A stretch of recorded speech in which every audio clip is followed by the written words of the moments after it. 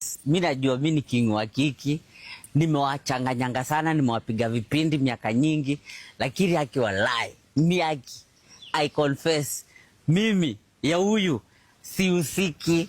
Huyu mother mimi amenipiga by surprise.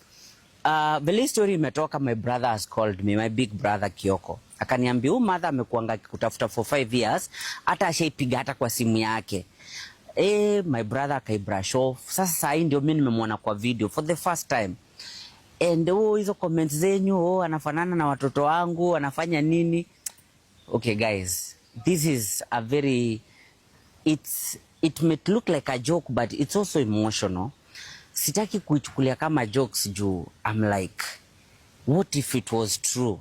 Let's say mamangu tu kwa tu ako hai mahali, you know? I think that will change my life forever. And that's why I don't want to brush it off. Even though kuna story ya ziada hapo juu.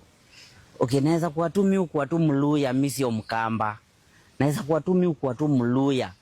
Naweza kuwa najiforce na Kihoko, kumbe mimi nafaa kuitwa Wetangula ama natembea mahali.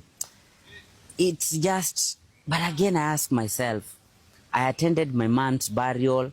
I was a child, yes, around 7 years old, but I witnessed that grave.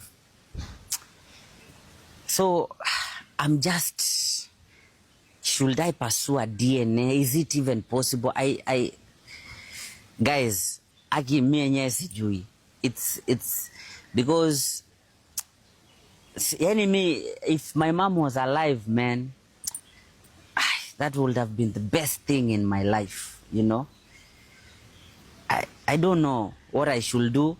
I have no contacts of this woman. How will I get her? Someone help me. But guys, okay, mimi kuna jokes nyingi, but this one, this is it. So that is the video.